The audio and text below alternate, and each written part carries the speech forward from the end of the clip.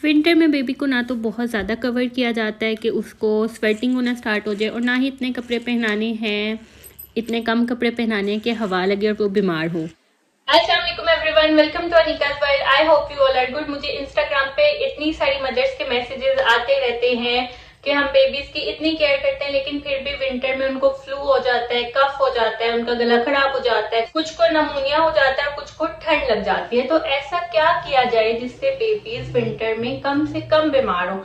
तो आज की इस वीडियो में मैं आपके सारे क्वेश्चंस का आंसर देने वाली हूँ कि विंटर में बेबीज की प्रॉपर केयर कैसे की जाए जिससे वो कम से कम बीमार हो। तो चलिए वीडियो को स्टार्ट करते हैं। तो आज की वीडियो में मैं आपके साथ A to Z हर चीज डिस्कस करूंगी। फॉर एग्जांपल बेबीज को कितने कपड़े पहनाने हैं, bath time, mosquito protection, baby का मिल्क किस फॉर्म में देना है, मसाज कैसे करनी है, कितनी दफा करनी है और उसके बाद कैसे बाथ देना है, और इसके साथ साथ कुछ रेमेडीज शेयर करूंगी जो आप विंटर में बेबीज के साथ अप्लाई करेंगे तो बेबीज बीमार नहीं होंगे। तो आजकल नवंबर स्टार्ट हो चुका है, लेकिन जब अक्टूबर स्टार्ट होता है तो आपने एसी वगैरह ऑफ कर देने होते हैं, बेबीज को फुल स्लीव कपड़े पहनाने होते हैं क्योंकि आजकल डेंगू भी बहुत ज्यादा आया हुआ है। और जब मौसम चेंज होता है ना एकदम से, तब बच्चे बहुत ज्यादा बीमार होना स्टार्ट हो जाते हैं। तो उस टाइम पे हमें बेबीज की प्रॉपर केयर करनी चाहिए। अगर उस टाइम पे हम बेबीज की केयर कर लेंगे, उनको बीमार होने से बचा लेंगे, तो हमारा जो पूरा विंटर है ना वो ठीक तरीके से गुजरता है। तो इस वजह से हर एरिया में डिफरेंट डिफरेंट वेदर होता है, किसी में ज्यादा सर्दी होती है, किसी में कम होती है। तो जब ठंडी हवाएं चलना स्टार्ट हो जाती है, मौसम एकदम से चेंज होना स्टार्ट हो जाता है, तो बेबीज को फौरन से फुल स्लीव कपड़े पहनाना स्टार्ट कर दिया करें, नीचे एक वेस्ट पहनाया करें ताकि बेबीज की जो छाती होती है ना वो कवर रहे, वहां पे हवा ना लगे। अगर वहां पे हवा लगती है तो बेबीज बीमार होते हैं, उनको फ्लू होता है, उनको कफ होता है। तो जैसे कि अब नवंबर स्टार्ट हो चुका है तो आगे वीडियो में देखें कि आपने बेबीज को कितने कपड़े पहनाने हैं और कौन सी स्टफ के कपड़े पहनाने हैं। तो ये जी ड्रेसेस हैं, इसमें मैंने बेबी की हाई नेक ले लिया है। कंप्लीट ड्रेस मैं आपको बता रही हूँ, ये जीन्स है और उसके नीचे मैं लेगिन पहनाऊंगी, हाई नेक सॉक्स एंड ये स्वेटर है, वुलन स्वेटर। और इसके अलावा अगर आपके गर्म कपड़े हैं जैसे कि ईसा ने इस वीडियो में डाला हुआ है, इस तरह से आप विंटर क्लॉथ्स पहना सकते हैं। और कैप वगैरह की इतनी ज़रूरत नहीं होती अगर आपने सॉक्स पहनाई हुई हैं, तो इस तरह से लेगिन के ऊपर कर दिया करें ताकि पूरी लेग्स कवर रहें।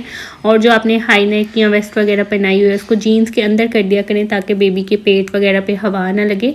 और अगर आपने सॉक्स पहनाई है तो कैप पहनाने की ज़रूरत नहीं है। अगर आप घर से बाहर जा रहे हैं तो फिर कैप मस्त पहनाया करें ताकि बेबी के ईयर्स वगैरह पे और हेड पे हवा ना लगे। तो इस तरह से जी बेबी को कंप्लीट कवर रखा करें।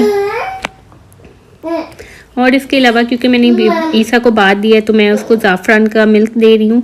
जस्ट आपने नीम गर्म मिल्क करना है, उसमें ज़ाफ़रान की 4 to 5 स्ट्रैंग्स डाल दें और उसको स्टेन करके बेबी को पिला दें। जब अक्टूबर स्टार्ट होता है तो मौसम चेंज होना स्टार्ट हो जाता है, ठंडी हवाएं स्टार्ट हो जाती हैं। तो उसमें आपने क्या करना होता है, बाथ। जैसे कि फॉर एग्जांपल जब समर होता है तो मैं बेबीज को डेली बाथ देती हूँ और कभी कभी ट्वाइस अ डे भी देती हूँ। लेकिन जैसे ही विंटर स्टार्ट हो जाता है, मौसम चेंज हो जाता है, तो आप बेबी को 1 डे के गैप से बाथ दिया करें।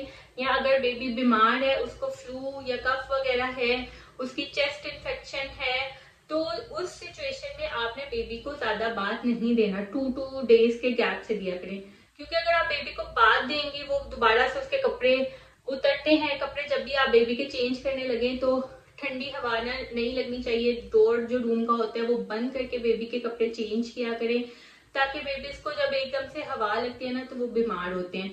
तो जब बेबी बीमार होंगे तो आपने 2 डेज के गैप से बात देना है और बेबी को आपने गर्म कपड़े पहनाने हैं। और जैसे कि जब अक्टूबर का मंथ होता है या अभी जैसे नवंबर भी है, तो इस तरह से हो रहा होता है कि कभी कभी इतनी ज्यादा गर्मी लगती है कि दिल करता है फौरन से फैन ऑन कर लिया जाए।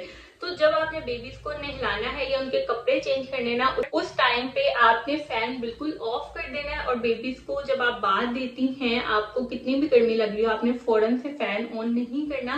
बेबी के जो हेयर्स होते हैं उनको अच्छी तरह से ड्राई कर लिया करें और उसके आधा घंटे बाद कम से कम बेबी को फैन ऑन करके देना है, फौरन फैन के नीचे नहीं करना बेबी को। और बेबी को नीम गर्म पानी से बाथ देना है। आपने कभी भी ये नहीं करना कि गीजर ऑन नहीं है तो आप चूल्हे पे पानी जो है वो नीम गर्म कर लें। आपने ये नहीं करना कि जल्दी में बात दे दे, बेबी को ठंडा ठंडा पानी आ रहा है तो आपने बेबी को बात दे दी है। अगर आपने इस तरह से कर दिया है तो आपके गारंटीड है कि बेबी जरूर बीमार होगा। बेबी मसाज, अब क्योंकि विंटर स्टार्ट हो गया है तो समर में होता था चिपचिप हो रही होती थी, जो हम खुद है हम आवाजार हो रहे होते हैं, या फिर कहा जाता है कुछ लोग कहते हैं कि इस मौसम में बेबी को मसाज नहीं करते।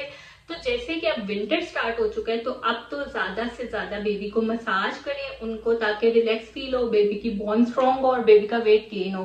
तो मैंने आपके साथ मेथड शेयर किया हुआ इस वीडियो में कि आपने मसाज के लिए ऑयल कैसे बनाना है और किस तरीके से बेबी को मसाज करनी है। तो वो डिटेल्ड वीडियो आप ऊपर देख लें, डिस्क्रिप्शन बॉक्स में भी मैं डाल दूंगी, वहां से भी आप देख सकती हैं। और इसके अलावा आपने क्या करना है कि मसाज करके जिस मेथड से मैंने बताया उस तरीके से आपने मसाज करनी है। तो आपका बेबी आराम से 2 आवर्स के लिए 2 आवर्स या 3 आवर्स की नैप लेगा। जब वो नैप लेके उठेगा फिर आपने उसको नीम गर्म पानी से नहला देना है। और ये आप मसाज वीक में 3 टाइम्स भी कर सकती हैं और 2 टाइम्स भी कर सकती हैं। और जिनके बेबीज अभी तक चलते नहीं है, बैठते नहीं है, वो जितनी ज्यादा मसाज करेंगी ना उतनी ज्यादा बेबी की बोन स्ट्रॉन्ग होगी, उतना ज्यादा वो एक्टिव होगा और उतना ज्यादा जल्दी बैठना और चलना स्टार्ट करेगा। और जब आप बेबी को मसाज के बाद वो नैप ले लेता है, उठता है, आप उसको बाथ दे देंगी नीम गर्म पानी से। और फिर बेबी को फौरन से उसकी जो छाती वगैरह है वो फौरन से कवर किया करें, उसको फौरन से गर्म कपड़े पहना के सुला दें। दोबारा से बेबी नैप लेने के बाद दोबारा से सोएगा, नहाने के बाद वो दोबारा से सोएगा, क्योंकि बेबी इतना रिलैक्स हो जाता है इस मसाज के बाद कि वो पूरा दिन तकरीबन पूरा दिन सोता रहेगा और आपको बिल्कुल तंग नहीं करेगा। बहुत सारी मदर्स मेरे से पूछते हैं कि बेबीज को मिल्क कैसे देना है। तो आपने, चाहे आपका बेबी फॉर्मूला मिल्क पे है या फ्रेश बफेलो मिल्क पे है, काउ मिल्क पे है, तो चाहे जितनी भी गर्मी हो जितनी भी सर्दी हो, आपने हमेशा बेबी को नीम गर्म करके मिल्क देना है। नींद में अगर आप हैं, आपको जितनी भी नींद आई है, आपने बेबी को ठंडा मिल्क कभी भी नहीं देना, चाहे जितनी भी गर्मी हो। तो आपने हमेशा बेबी को नीम गर्म करके मिल्क दिया करें, और जो फॉर्मूला मिल्क होता है वो भी नीम गर्म पानी में ही बनाया करें। इसके अलावा जी मैंने आपको एक टी बताई हुई है, वो भी मैंने पहले भी आपको बोला था वीक में एक दफा बेबी को जरूर दे दिया करें। और जैसे कि अब विंटर है तो आप 2 टाइम्स अ वीक भी दे सकते हैं। इससे बेबी को ना तो फ्लू होगा और ना ही उसका गला खराब होगा, बेबी बिल्कुल ठीक रहता है। तो आज हम मेथड देखिए टी को कैसे बनाना है। सबसे पहले जी आपने थोड़ा सा मिल्क ले लेना है, उसमें बिल्कुल हल्की सी 1 पिंच पत्ती डालनी है क्योंकि बच्चों के लिए बना रहे हैं। और साथ में दालचीनी का एक छोटा सा टुकड़ा डालना है और शक्कर डालनी है। शक्कर मीठा करने के लिए नहीं डाल रही, शक्कर या गुड़ से गला बहुत जल्दी ठीक होता है। तो इसको आपने बॉयल आने देना है और इस तरह से सारी जो चीज़ें हैं वो मिक्स कर लेंगे। और ये देखें जी बलाई ऊपर आना स्टार्ट हो गया है, तो इट मीन्स आपकी जो टी है वो बनके रेडी हो चुकी है। तो अब हम इसको ठंडा कर लेंगे और स्ट्रेनर की हेल्प से फीडर के अंदर डालेंगे और बेबी को पिला देंगे। तो ये जो टी है ये आपने जितने दिन भी बेबी का फ्लू या गला ठीक नहीं होता, 3 to 4 डेज जितने दिन आप सिरप दे रहे हैं, साथ साथ ये आपने टी भी देनी है। आजकल डेंगू जो है वो बहुत ज्यादा फैला हुआ है, पूरे जो हॉस्पिटल्स हैं वो डेंगू के पेशेंट से भरे हुए हैं। तो इसलिए अपने बच्चों को डेंगू से बचाएं, घर में स्प्रे करवाएं। और इसके अलावा आप रात को वो जो मॉर्टिन की जलेबी होती है, जिसको जलेबी बोला जाता है, वो जरूर चलाया करें, कॉइल जो होती है।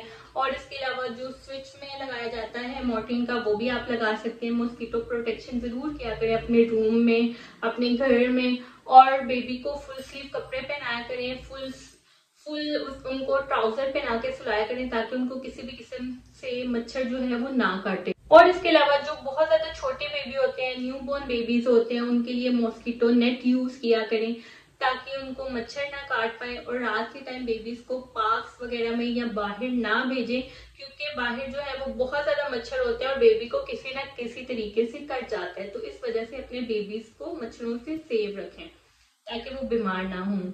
उसके अलावा जी ये गो अवे मॉस्किटो लोशन है जो मैं अपने बेबीज़ के लिए यूज़ करती हूँ। ये इस तरह से क्रीम फॉर्म में है, या बेबी के फेस पे, हैंड्स पे एंड पाँव वगैरह पे रात को सोने से पहले लगा दे तो बेबी को मच्छर नहीं काटेंगे। और ये स्पेशली बेबीज़ के लिए बनाया गया है, स्किन फ्रेंडली होता है। इससे बेबी को बिल्कुल रैशेज़ वगैरह स्किन पे कुछ भी नहीं होता, कोई इशू नहीं होता। आप जब घर से बाहर जाना हो, पार्क वगैरह में जाना हो, तो तभी आप बेबी की फेस वगैरह पे हैंड, मतलब जिन एरियाज़ पे कपड़े नहीं होते वहाँ पे आप लगा के जा सकते हैं ताकि बेबीज़ मॉस्किटो फ्री रहें। सबसे लास्ट पे मैं आपके साथ रेमेडी शेयर करने वाली हूँ। ये रेमेडी बहुत ही ज्यादा इफेक्टिव है। आपने डेली विंटर में बेबीज को रात को सोने से पहले, मतलब जब आपने मिल्क बेबी को दे दिया हुआ ना, उसके बाद दे दें। अगर आपने मिल्क पिलाने से पहले देनी है तो आप पहले भी दे सकते हैं, लेकिन जब खाना वगैरह खा लिया हो तब आपने देनी है। डेली रात को आपने मस्त देनी है। इससे क्या होगा, पूरा विंटर बेबी को सर्दी नहीं लगेगी, वो बीमार नहीं होगा। लेकिन आपने ये नहीं करना कि बाकी चीजें ना करें कि जस्ट हम ये रेमेडी देते रहे तो हमारा बच्चा बीमार नहीं होगा। बाकी जो आपको मैंने केयर्स बताई हैं वो आपने मस्त करनी है और बेबी को ये रेमेडी डेली देनी है, ताकि बेबी को ना तो फ्लू हो, ना चेस्ट इन्फेक्शन हो, ना उसको कफ हो, कुछ भी ना हो। आपका बेबी एक्टिव और हेल्थी रहे पूरा विंटर। तो आगे वीडियो में देखें कि ये रेमेडी कैसे बनानी है। ये चीज़ रेमेडी के लिए जस्ट हमें 2 इंग्रेडिएंट्स चाहिए। ये मैंने हनी ले लिया है, ये मैं आपको कंपनी दिखाती चलूँ।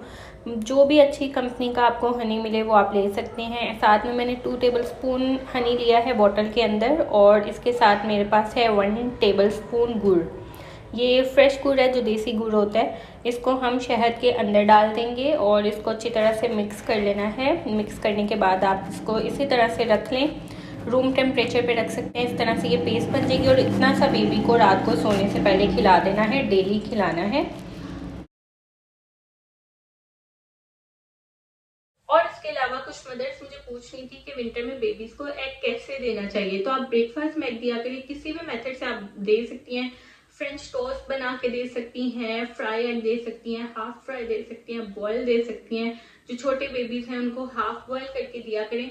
तो आपने एग किसी भी फॉर्म में, जिस फॉर्म में बेबी को अच्छा लगता है ना, उस फॉर्म में आप बेबी को इजीली एग दे सकती हैं। और विंटर में आप डेली 1 एग भी बेबी को दे सकते हैं। अगर छोटे बेबीज है तो उनको हाफ एग दे दें, और अगर बड़े हैं तो आप उनको 1 एग दे सकते हैं।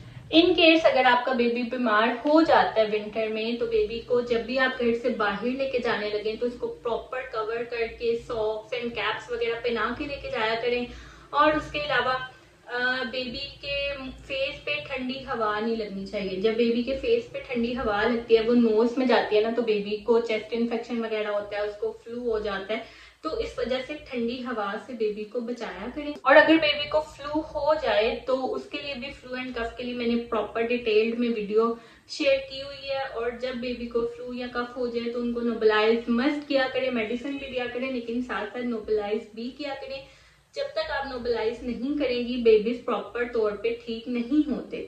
तो आई होप आपको ये वीडियो अच्छी लगी होगी और इसमें विंटर से रिलेटेड आपके सारे क्वेश्चंस क्लियर हो गए होंगे।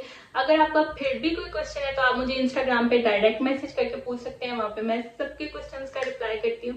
वीडियो को लाइक जरूर करिएगा, अपने फ्रेंड्स एंड फैमिली के साथ शेयर जरूर करिएगा। तो मिलते हैं नेक्स्ट वीडियो में। अल्लाह हाफिज।